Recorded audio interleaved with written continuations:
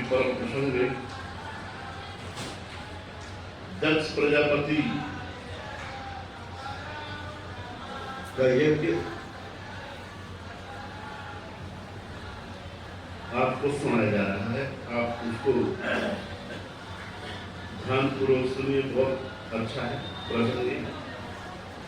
अगस्त्युवाच सर्वज्ञ सुनो सर्वत्र सर्वार्थ कुशल प्रभो प्रादुर्भावम निशम्यसा लिंगानाम मुक्तिदायिनी। भगवान स्कंद से अगस्त ऋषि कहने लगे, हे प्रभु, सर्वज्ञ माने भगवान शंकर, आप उनके पुत्र, सर्वज्ञ के पुत्र। आप ये बताइए सदानंद जी महाराज,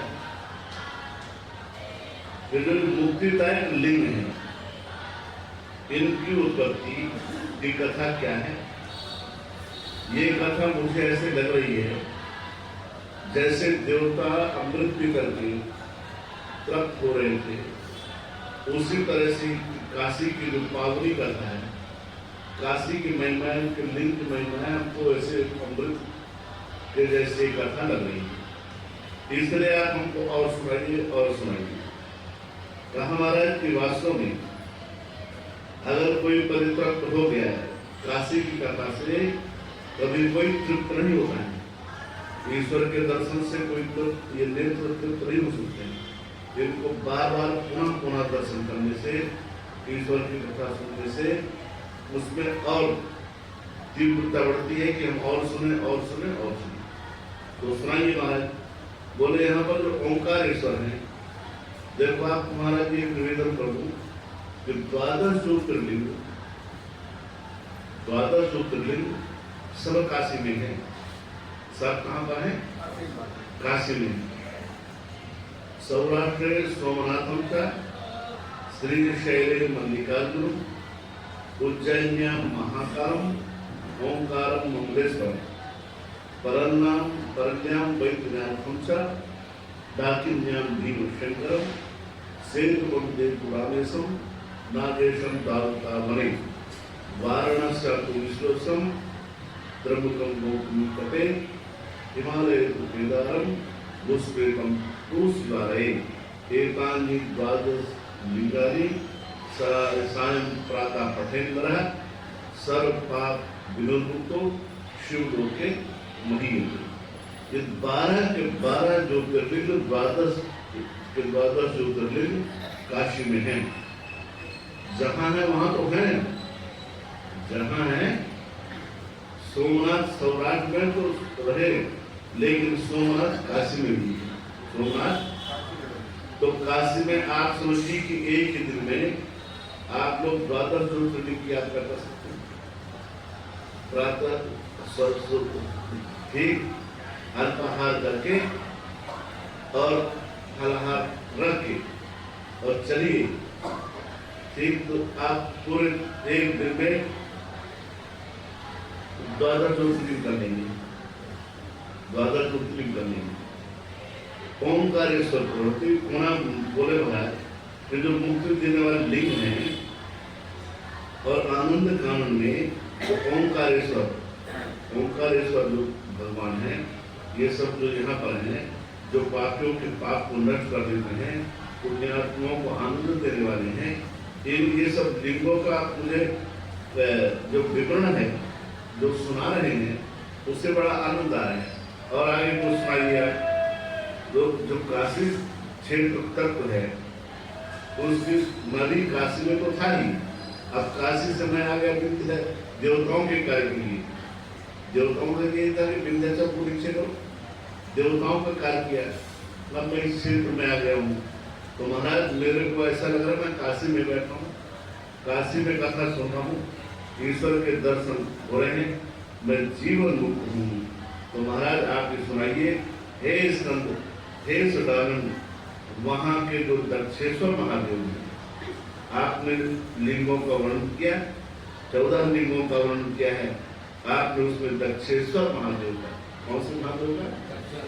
दक्षेश्वर महादेव का जो वर्णन किया है, उसके समस्त वर्णन महात्मा मुझे सुनाइए, ये दक्षिणेश्वर की स्थापना किसने की, विश्वनाथ यहाँ कैसे आपके विरासत हैं, संपूर्ण आप कथा सुनाइए महाराज। भगवान सदानंद कहने लगे, सुनिए अगर सिंह महाराज कि दक्ष प्रजापति भगवान शंकर की सभा के बीच में निंदा की। एक बार देवताओं की सभा लगी थी, भगवान शंकर की उसी सभा में दक्ष ने कर दी, क्या कर दी, निंदा कर दी। और फिर उनको ऐसा दंड मिला निंदा करने के बाद कि उनको यहाँ काशी में आकर के लिंग की स्थापना करनी पड़ी, वहां पर तप करना पड़ा। फिर भगवान विश्वनाथ प्रकट हुए, फिर जा करके मुक्ति हुई, माने उनको भगवान की निंदा करने से उनको छुटकारा मिला। तो ये श्री के महाराज बड़े विस्तार से सुनिए आप।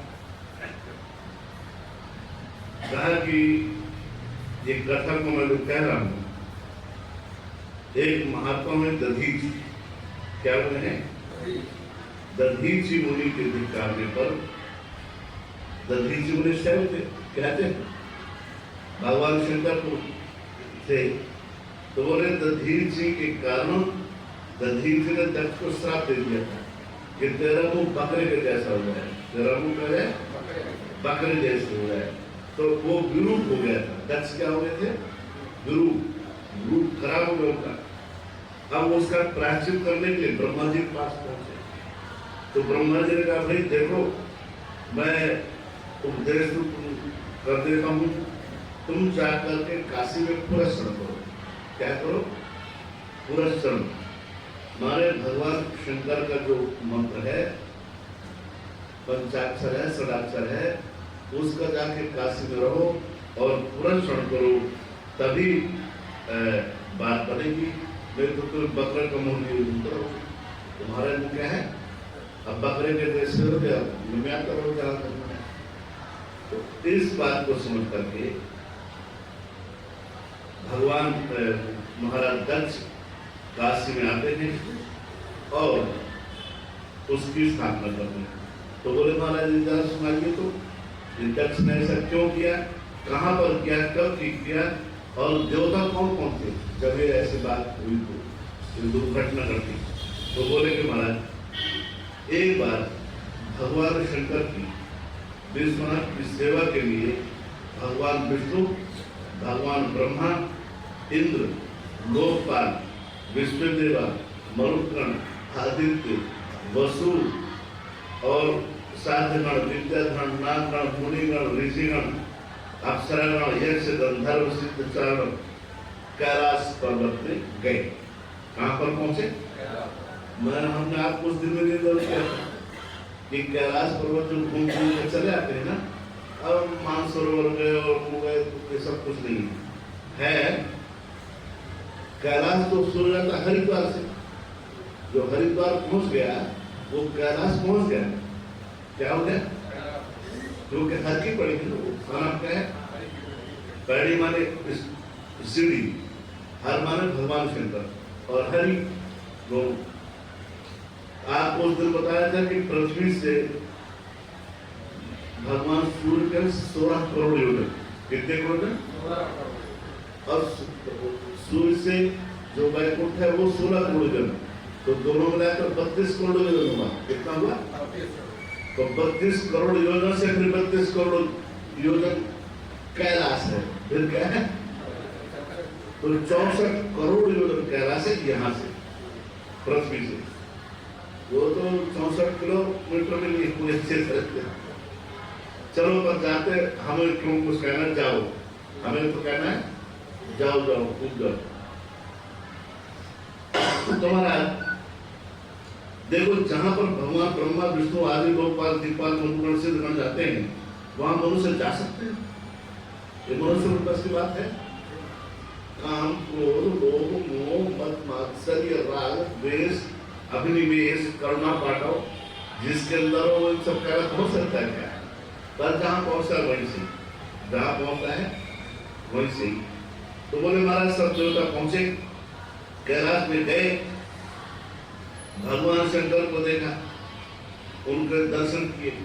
बोले बड़ी बर्फ की चट्टान है स्फटिक, वहां पर एक बड़ा दिव्य वृक्ष है, बट वृक्ष, और भगवान शंकर बैठे हैं वहां उस वृक्ष के नीचे, पद्मासन लगाए हैं, चतुर्भुज हैं, भगवान के राम का नाम का जाप कर रहे हैं, और देवतागण अप्सरागण सारे गण उनके चारों तरफ खड़े हैं, साधुगण बलगण दैत्यगण स्तुति कर रहे हैं। भगवान प्रसन्न मुद्रा में, जटाजूट है, भस्म धारण किए, माला है, बागंबर प्रचार में।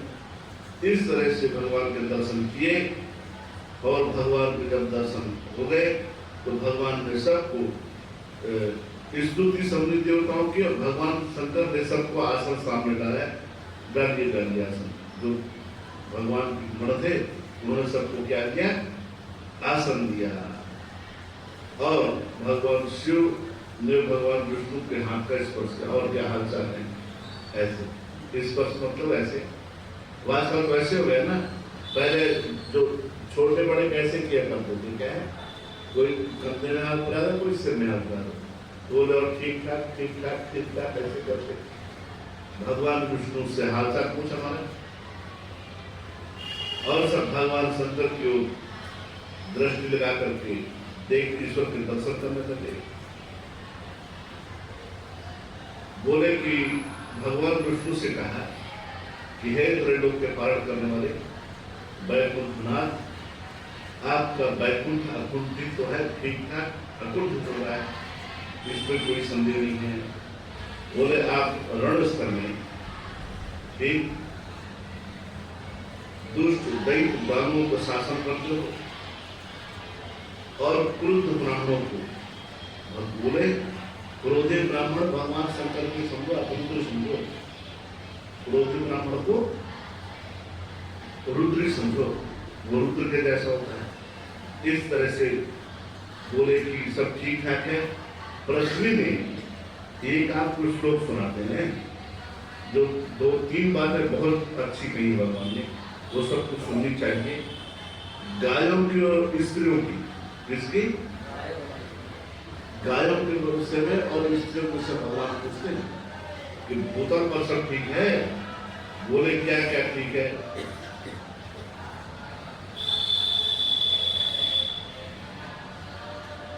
पूछे महाराज कि बाधया रहिता गावा, माने जो गाय है बाधा रहित है, वहां भगवान विष्णु से पूछ रहे हैं, क्योंकि भगवान विष्णु सब कुछ पालन करने वाले हैं। बोले कच्चित संति मही करे, इसलिए संति सुश्री का पतिव्रत परायणा। बोले इस पृथ्वी पर, भूतल पर गाय ठीक है, सुरक्षित है, उनको किसी तरह की बाधा तो नहीं है, और वहां की जो पृथ्वी की स्त्रियां हैं वो स्त्री से संपन्न है, वो उनका पातिव्रत धर्म ठीक चल रहा है, वो पति की सेवा में तत्पर तो रहती हैं। तो बात कुछ मारे भगवान शंकर को भी गाय के विषय में चिंता है, गायों के विषय में भगवान शंकर को भी चिंता है, इसलिए भगवान विष्णु से पूछते हैं। लेकिन यहाँ के जो मनुष्य हैं उनको गाय के विषय में चिंता नाम की कोई चीज नहीं है। एक व्यक्ति आता रहता सुनने में कि मर करके जी जाते हैं, कुछ घंटे बाद क्या होते हैं, जी जाते हैं। तो हरियाणा की बात है कि दिल्ली की है, पर दोनों लोग, एक व्यक्ति मारा था, तो एक व्यक्ति मारा, तो जब वहां पहुंचा तो पता लगे तो है ही नहीं है, दूसरे को लाओ, उसको छोड़ के मारा। तो जब छोड़ने आए यम की कर, तो बोले अब मुझे, मैं तो खाए नहीं, मुझे कह रहे हो तो कुछ तो बोलो। अब तो मेरा ठीक है, मैं कहाँ जाऊँगा, यही रहूँगा। नहीं नहीं नहीं नहीं, तुमको पृथ्वी पर जाना पड़ेगा, अभी तुम्हारा भोग शेष है। तो बोले कुछ तो दिखाओ। बोले हंस पृथ्वी दिखती है क्या? बोले हाँ दिखती है। बोले दिखाओ। तो यम की ओर दिखाई, देखो कुछ लोग गाय पकड़े के जा रहे हैं, गाय को घसीट रहे, खींच रहे हैं। बोले इसकी हत्या करने ले जा रहे हैं। माने यमराज के लोग से भी मुसलमान को ये दूर देखते कि गाय मारने जा रहा है तो मारेगा, तो देख रहे हैं सब, तो देखा है कि देख रहे हैं ना, बोले हाँ देख रहा हूँ। फिर वो व्यक्ति आ गया, जिंदा हो गया।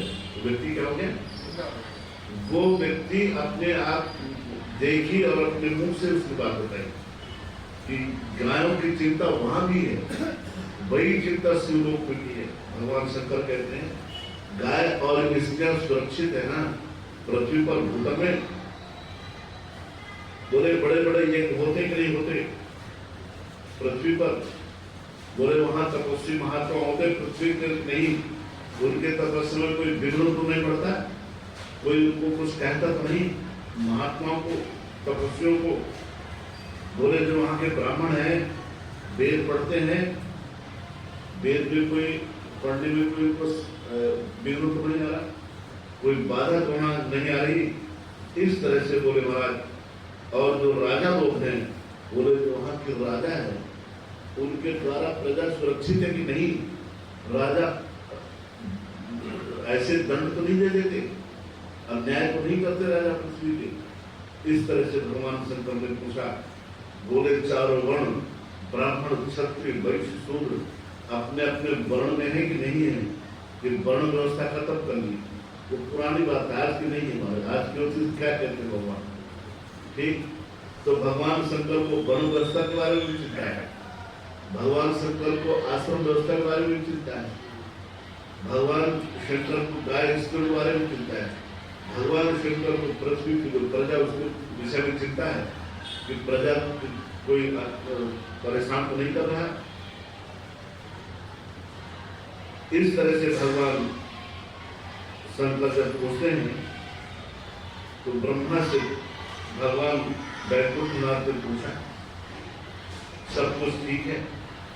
अब ब्रह्मा की तरफ देखा भगवान शंकर ने, ब्रह्मा जी से पूछा कि ब्रह्मा जी आगे बताइए कि ब्रह्म तेज की बढ़ोतरी हो रही कि नहीं हो रही है? ठीक, धर्म कोई सत्य धर्म से कोई विचलित तो नहीं हो रहा है?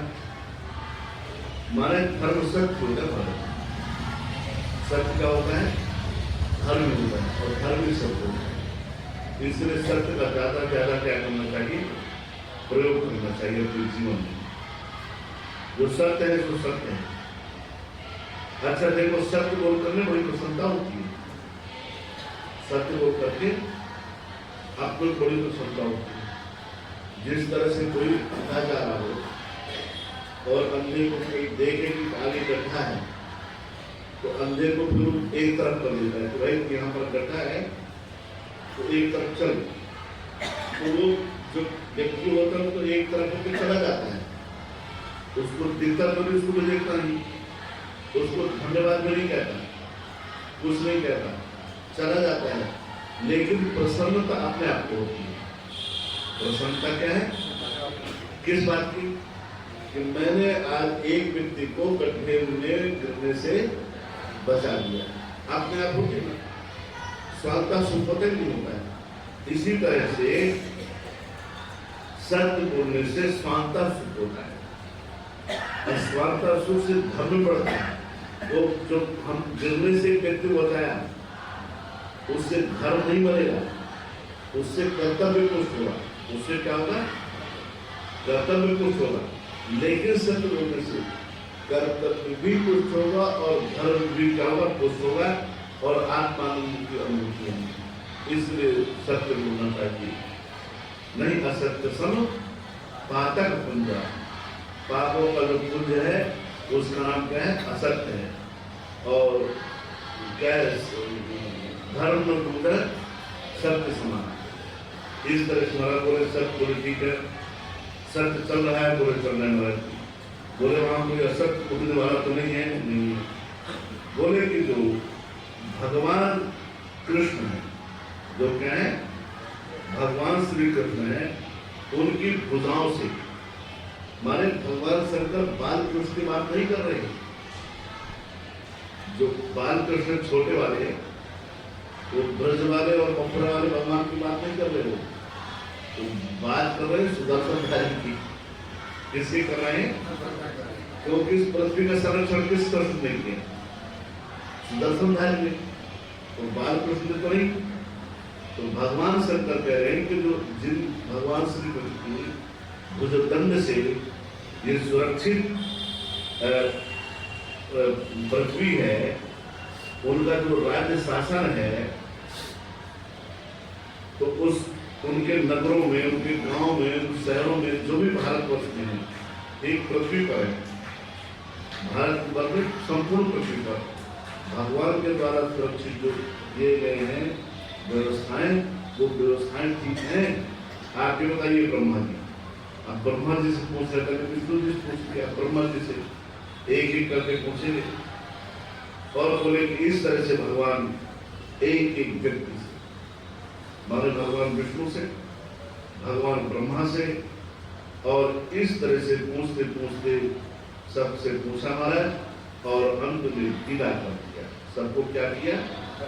विदा कर दिया। सब देवता अपने अपने घर चले गए, लेकिन जो सती के पिता थे दक्ष प्रजापति से कुछ नहीं पूछा।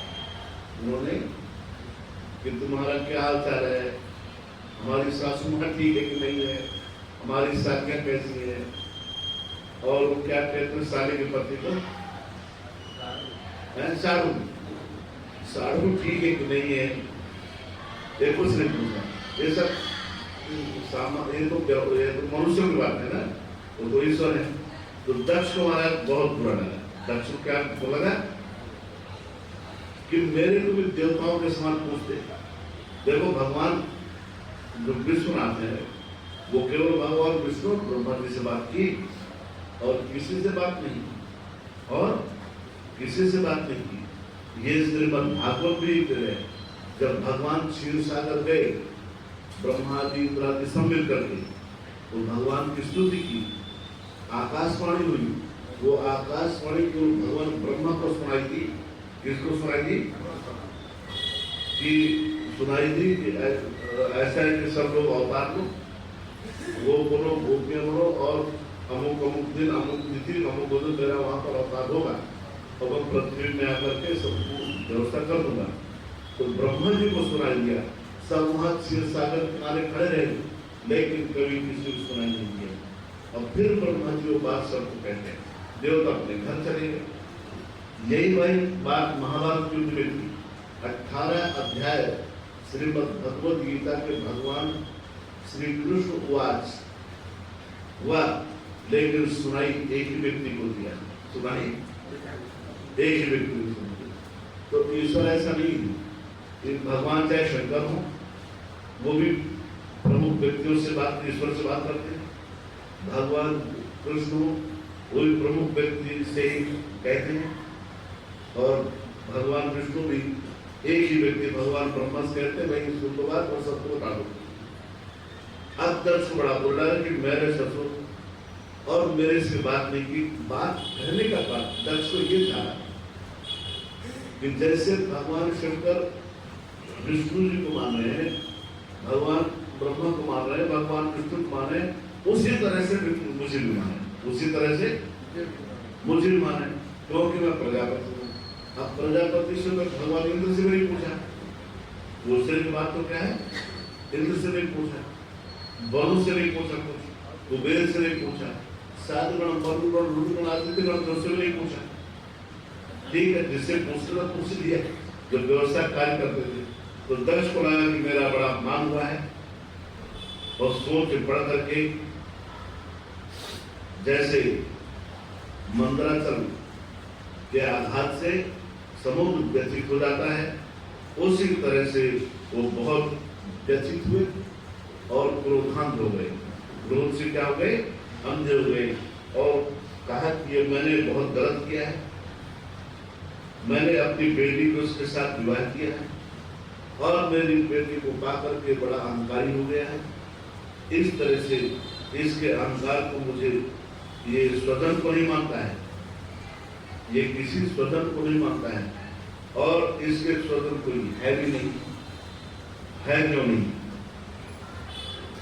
एक बार एक पत्र आए थे हमारे महाराज जी, क्या है उसमें लिखा था कि आपको कोई पुत्र उत्तर करे तो आप पुत्र को क्या जाना, वो निकाल दो क्या? अच्छा, लिखने वाला कौन था? उनको जानने वाला बहुत नजदीकी जानने वाला था, क्या था? उनका लोग कहीं पढ़ता था, उनका लोग कहीं हम तो कह रहे थे अवकाश दे दो। महाराज जी कह रहे थे परीक्षा होने वाली है तो अवकाश को फेल हो जाएगा, तो उसने लिख के भेजा। फिर महाराज जी ने मुझे कहा, फिर मैं उसके लड़के पढ़ाया और फिर उसका बेचारा वो नहीं है स्वर्गीय हो गया, उसका नाम था जटाधर। तो जटाधर की फिर खिंचाई की, कौन नहीं होते थे उस समय, कौन नहीं थे, यहाँ भी नहीं था उस समय, तो पुरानी बात है 85-86। तो यही दर्शन लगा कि महाराज इसके स्वजन है नहीं, तो स्वजनों को कैसे जाते, स्वजन से कैसे बातचीत की जाती है, क्या पूछा जाता है, मैंने क्या किया, ठीक नहीं किया।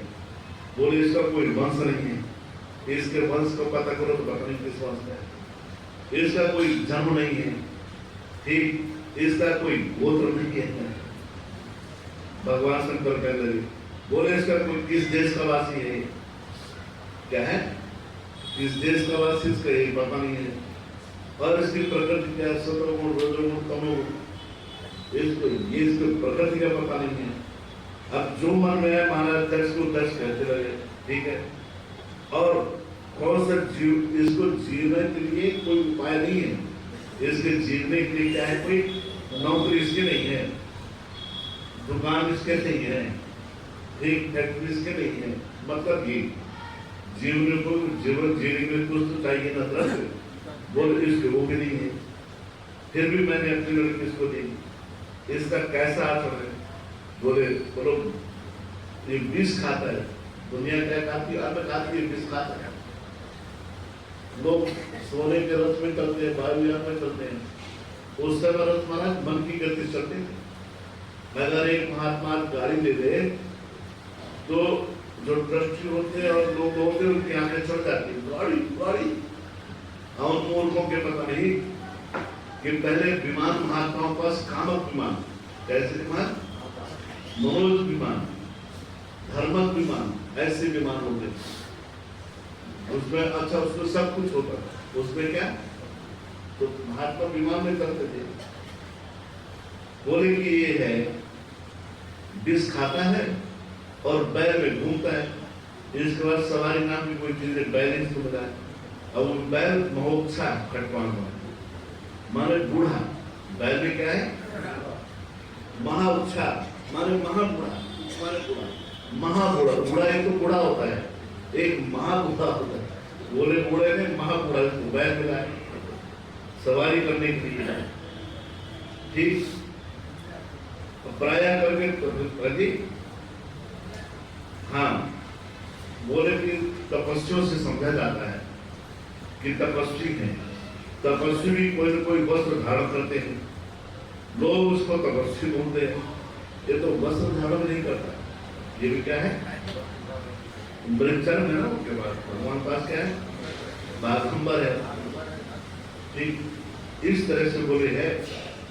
और इसको अगर हम कहें कि तपस्वी वो भी नहीं है, अगर हम इसको कहें गृहस्थी है तो इसकी गिनती गृहस्थों में भी होती है, क्यों, क्योंकि गृहस्थी हो तो घर होता, मकान होता, बस के घर है, बस के मकान है, तो बोले शमशान में डेरा डाले रहता है, कहाँ डेरा डाले रहता है, जब देखो तब शमशान, जब देखो तब कहाँ मिलेंगे जी, बोले शमशान मिलेंगे, कहाँ मिलेंगे, बोले शमशान मिलेंगे। तो इस तरह से है। और कहा कि इसने विवाह तो कर लिया है, विवाह तो क्या, विवाह कर लिया है, मैंने अपनी कन्या देवी दी है इसको, यह तो ब्रह्मचारी, अब ये न गृहस्थी है न ब्रह्मचारी है, क्या है, न गृहस्थी है न ब्रह्मचारी है, फिर भी इसको ऐश्वर्य कमर है, फिर भी इसको क्या है, मन है कि मैं बहुत बड़ा हूं, मैं क्या हूं, बहुत बड़ा हूं, इस तरह से कहा। और ये बोले जो ब्रह्मचारी नहीं है वो वानप्रस्थ कैसे हो सकता है, जो गृहस्थी नहीं है वो वानप्रस्थ कैसे हो सकता है, मैं ब्रह्मचारी है, न गृहस्थी है और न ये वानप्रस्थी है, तो तंदीर स्वामी को भी कैसे सकता है? तो क्या बोले ऐसा है महाराज, ठीक बोले ब्राह्मण भी नहीं, क्या बोले ब्राह्मण भी नहीं, क्यों नहीं है? न ब्राह्मणो भवेत् तेषा यतो वेदो न वेदितम्, बोले ब्राह्मण भी नहीं है, तो क्या क्यों नहीं है? बोले इसको वेद ही नहीं आते हैं, वेद ही कभी नहीं पढ़ता है। अरे ब्राह्मण तो वेद पढ़ते, तो ठीक है ना, तो वेद आता उसको, तो उसको वेद नहीं आता, उसके ब्राह्मण भी नहीं है। अस्त्र शस्त्र ले रहता है, क्या दिक्कत है? अस्त्र देते शस्त्र रहने से ये भी कहना कि कठिन है, क्योंकि समय आने पर इसके अस्त्र भी नहीं चलते, शस्त्र भी नहीं चलते, तो इसको ब्राह्मण तो है नहीं, तो इसको हम छत्र भी नहीं कर सकते, तो इसको क्या छत्र भी नहीं कर सकते हैं। ठीक है हमारा, ये किसी की रक्षा भी नहीं करता है। क्या है, जैसे तब कूद पड़ते ना बीच में, ब्रह्मा जी कूद पड़ा और इंद्र भी कूद पड़े और सब कूद पड़े, तो भगवान से कभी कूदते, कभी बहुत जब बहुत ही काम खराब, भगवान विष्णु कहें कि चलो चलो कुछ करो, तब कूदते उठना। भगवान विष्णु कह भी करो, कूदते नहीं युद्ध में, तो बोले तो कूदते ही नहीं, अस्त्र शस्त्र घूमता रहता है। तो न ब्राह्मण है न महाराज क्षत्रिय है। अच्छा, क्योंकि इसका अंग क्षत्रिय क्षत्रिय है। अगर क्षत्रिय का कहीं फंसा लगा हो तो घाव होता, कहीं बाण लगा हो तो घाव होता, ये तो ठीक ठाक इसका शरीर है, तो उसको क्षत्रिय कैसे कह सकते हैं? इस तरह से काम हो रहा। फिर भी कहते लोग इसको प्रलय करता है, मारता किसी को नहीं, इसके भी कुछ लगा है। लोग कहते हैं प्रलय करता है, प्रलय करता है, कौन सी प्रलय करता है? एक को व्यक्ति को कुछ कर नहीं सकता, किसी को कुछ कर नहीं सकता, प्रलय करने वाला आ गया। और इसको अगर कहें कि वैश्य है, क्या है, बनिया है, तो उनके पास रुपए बहुत होता है, वैश्य के पास होता है, ये तो दरिद्र है, इसके पास तो क्या कुछ है ही नहीं, तो कहां से इसको हम वैश्य कहते हैं? रुपए पैसे नहीं, संपत्ति नहीं, इसलिए वैश्य नहीं है। छत्री किसी को बचाता नहीं, इसलिए छत्री नहीं है। वेद नहीं पढ़ा इसने कभी, वेद इसको आता नहीं, इसलिए क्या है, ब्राह्मण नहीं है। और गले में क्या करता है कि सांप डाले रहता है। बताओ, सांप का को कोई पहने हैं, दस कहने लगा, कभी कोई सांप का को कोई पहनता है? कई शास्त्र देखा कि सांप का को कोई पहनो, तो बोले कि इसको शूद्र नहीं कहा जा सकता, इसको क्या, तो दक्ष ने कहा ना ब्राह्मण है, न क्षत्रिय है, न वैश्य है, न शूद्र है, न ब्रह्मचारी है, न गृहस्थ है, न वानप्रस्थ है, न इसके कोई माता है, न पिता है, न कोई इसके देश है, न इसको खाने के लिए कुछ सही विष है, ठीक चलने के लिए इसके मुमुक्ष है। इसलिए फिर भी मैंने इसको अपनी कन्या दे दी, अपनी बेटी क्या है। बोले चारों वर्णों से क्या है, हीन है, आश्रम अतीत है, इसका कोई आश्रम नहीं है, इसका कोई वर्ण नहीं है, और कोई प्रकृति नहीं है। क्या है, प्रकृति नहीं है, चीना नहीं जाता है, ये क्या है, तो जल्दी पहचाना नहीं जाता है। क्या कभी सच धज के रहते, ठीक, कभी हिमालय में रहता है, कभी घर घर के शमशान में रहते हैं। इस तरह से महाराज वो बड़ा निंदा करने लगे प्रजापति, और बोले ठूंठ की तरह है। बताया था मूसर, मूसर सन्यासियों को मूसर की तरह नहाना चाहिए। क्या, जो बड़ा ऐसे ऐसे करके पड़ा नहाता है, वो अच्छा नहीं माना जाता। अब आप लोग नहा, पैर को थाम लो, क्या कर लो, पैर जमा लो, कुछ पकड़ना तो पकड़ लो, ठीक, फिर ऐसे खड़े खड़े होता है, बैठो, जाओ बैठो और उठो, ठीक। तो बोले कि ये जो ठूंठ की तरह है, ये क्या है, इसकी कोई प्रकृति नहीं है, प्रकृति वही है, सिर्फ ठूंठा है, मूसर है एकदम, ठीक। अब क्या होता है, बोले तो पुरुष भी नहीं है, ये क्या है, पुरुष भी नहीं है। तो क्यों नहीं पुरुष? बोले इसके आधे अंग में तो स्त्री है, आधे अंग में क्या है? स्त्री है। तो ना इसको पूरी तरह से स्त्री कह सकते और ना इसको अच्छी तरह पूरी तरह से पुरुष कह सकते हैं। तो इस तरह से महाराज कहें क्या? बोले अब इस तरह है ठीक, कुछ नहीं कह सकते। इसके मुख में दाढ़ी उगी है, इसके क्या मुंह सूखी हुई है, ठीक, दाढ़ी मुंह है, उगी हुई है, पर फिर भी लोग लिंग की पूजा करते हैं। फिर भी क्या है? लोग लिंग की पूजा करते रहते हैं महाराज। इस तरह से कहा कि भी अब हम इसको नपुंसक भी नहीं कह सकते। क्यों? क्योंकि लिंग तो इसी का है, जो पूजा जाता क्या है? इसी का है। तो ना स्त्री कह सकते इसको पूरी तरह से, न इसको पूरी तरह से पुरुष कह सकते और न इसको पूरी तरह से नपुंसक कह सकते। इसको प्रकृति भी नहीं कह सकते क्योंकि झूठा खड़ा रहता है। इस तरह से महाराज दक्ष ने और भी बहुत कहा। ठीक, बोले लड़का भी नहीं है, क्या है? न बोले लड़का है, न जवान है, न बूढ़ा है, ये अनादि व्रत है। क्या है? जब पहले बार किसको देखा था इसको लोगों ने, तभी व्रत था, तभी क्या था? व्रत था। और आज भी व्रत है, अनादिकाल से व्रत चला रहा है। तो दक्ष ने नया नाम बना दिया अनादि व्रत। क्या बना दिया? अनादि व्रत। एक क्या व्रत विद्यार्थी था, क्या था? हम लोग 11वीं में थे, आपको उसको प्राप्त बोलते प्राप्त। तो एक व्यक्ति पढ़ने आ गया हमारे, वो मुझे नहीं लगता कि 60-65 वर्ष का रहा और पढ़ने लगा। वो 11वीं परीक्षा देने के लिए क्या करने लगा? बाहर से आता था, पढ़ता था। तो उसको वृद्ध विद्यार्थी बोलते थे। क्या होते थे? वृद्ध विद्यार्थी, वृद्ध विद्यार्थी। तो दक्ष ने कहा अनादि व्रत है, अनादिकाल से बूढ़ा है। इसको न कभी किसी ने बचपन में देखा, न इसको किसी ने कभी जवानी में देखा। ऐसे जैसा है वैसे चला रहा है, न कभी आगे बढ़ता न पीछे करता है। इस तरह से कहा महाराज। अब जब वो जो जवान होता है, जो बालक होता है वो जवान भी हो सकता है, और जो जवान है वो बुढ़ा भी हो सकता है। वो अब तो बुढ़ा है, कभी जवान भी नहीं हो सकता, और ये बालक भी नहीं बन सकता है। ठीक, तो जैसा है ऐसे रहेगा, इसमें कुछ परिवर्तन नहीं होना है। मेरे से गलती हो गई है, बोले कि इसको सूतक पातक नहीं लगता है। इसको क्या है? बोले सारे संसार को मार डालता है, इसको हत्या भी नहीं लगती है। जब आत्कृतिक प्रलय आएगा तो ब्रह्मा जी बन जाएंगे। क्या हो जाएंगे?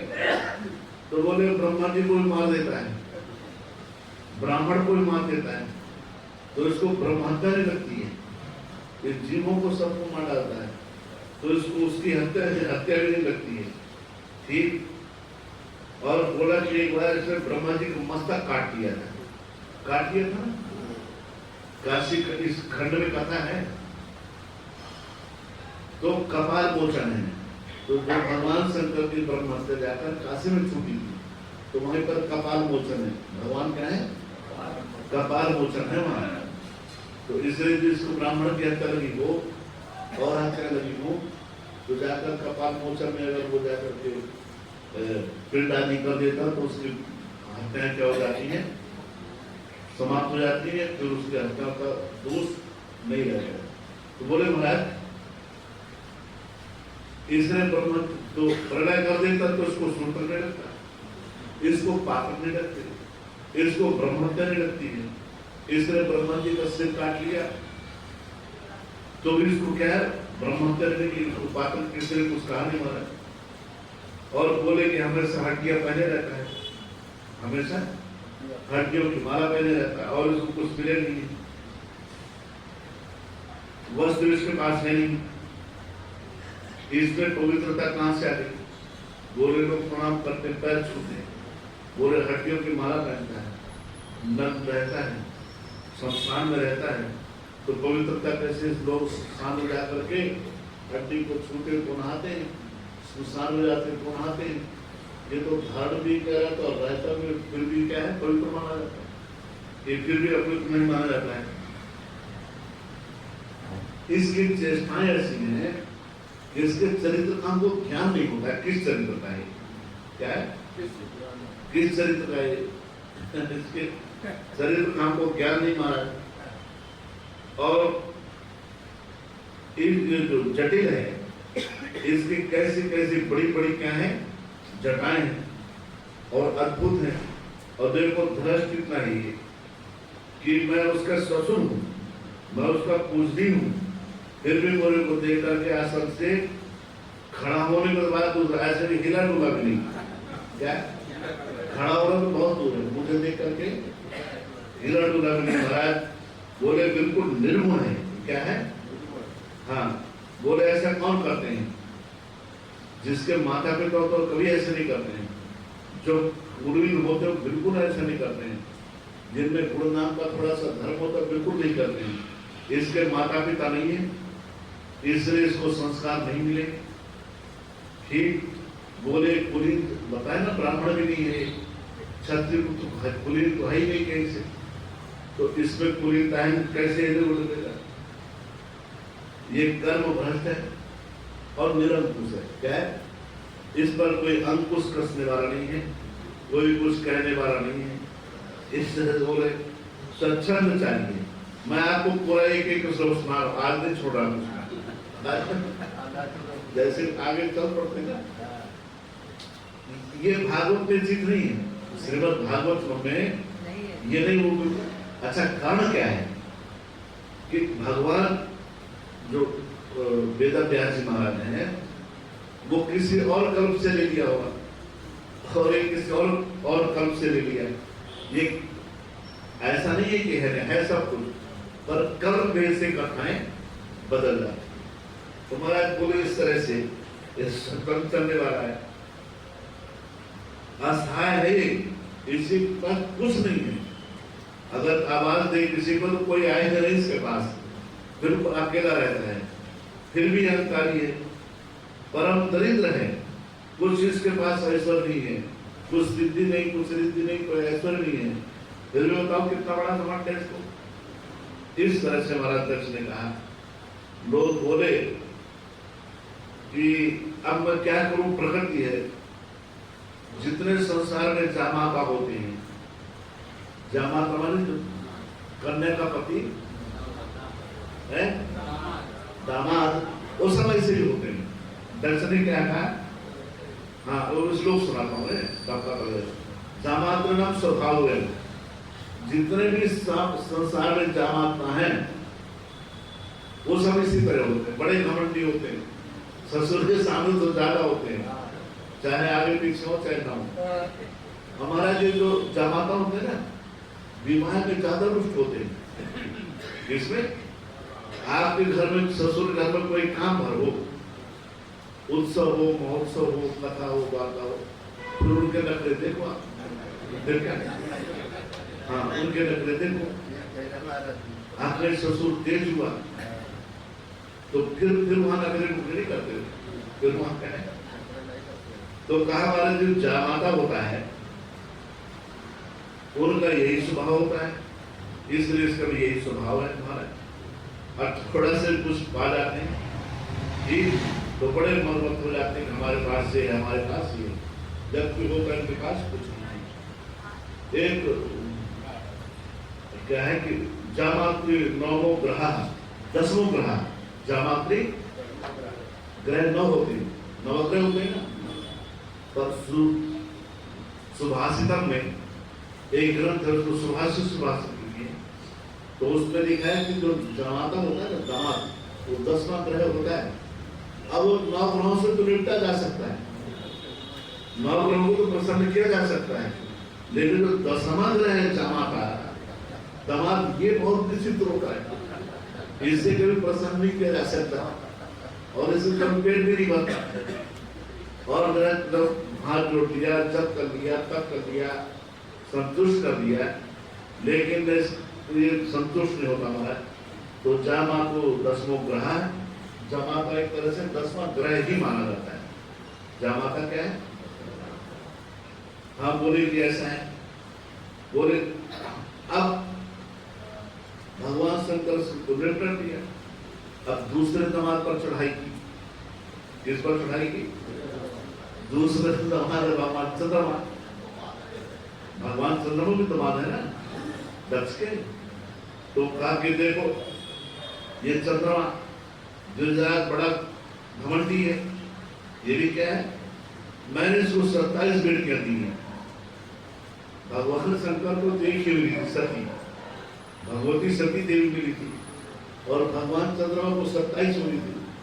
तो बोले देखो ये गुजरात को देखो, चंद्रमा को देखो, अपने आप बड़ा सुंदर मानता है एक, और ये भी इसका भी स्वभाव कुछ पता करता है। बोले मैं सब बेटियां दी, लेकिन मेरी एक ही बेटी को चाहता है ज्यादा, रोहिणी को। किसको चाहता है? रोहिणी को। और जो बाकी 26 हैं उनसे प्रेम ही नहीं करता है, उससे प्रेम नहीं करता है।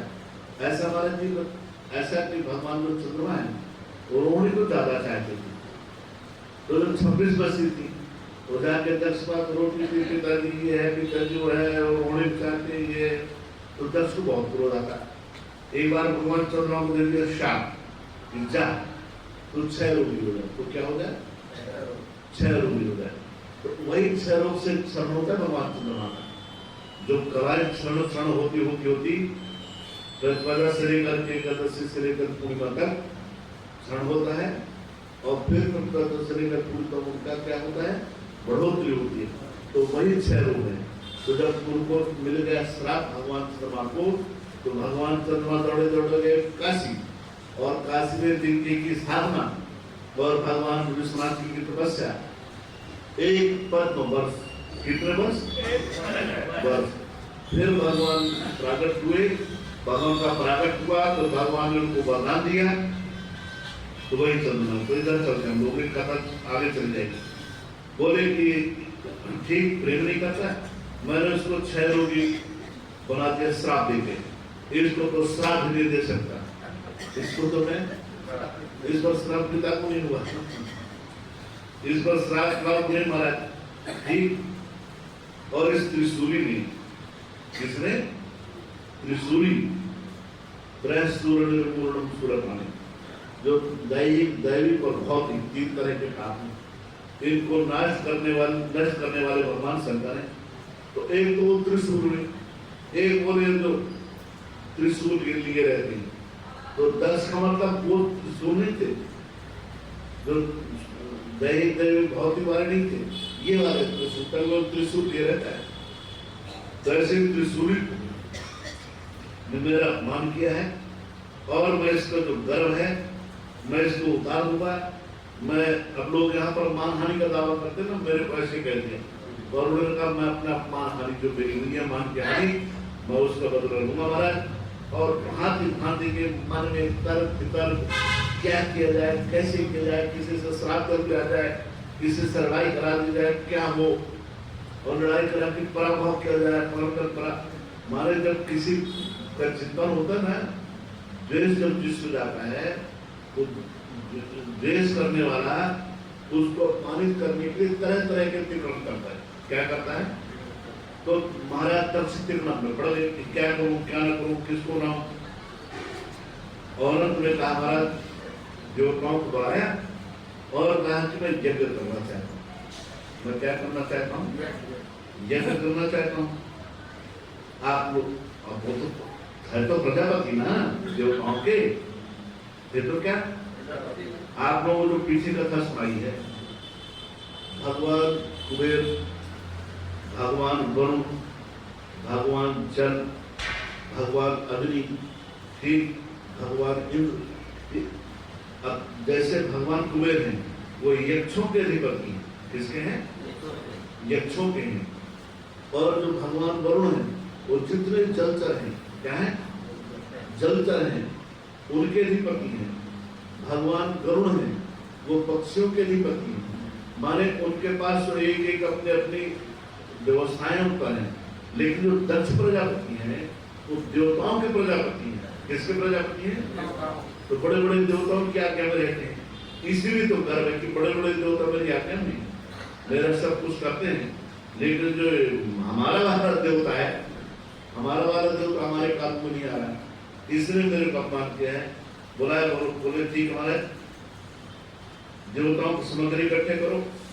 ठीक, एक व्यक्ति को छोड़ श्वेत द्वीप निवासी भगवान महाविष्णु का स्थान कहाँ है? श्वेत द्वीप में। उनको छोड़ करके ठीक सबको क्या किया? बुलाया महाराज। और एक बार बुलाया तो भगवान विष्णु को क्या किया?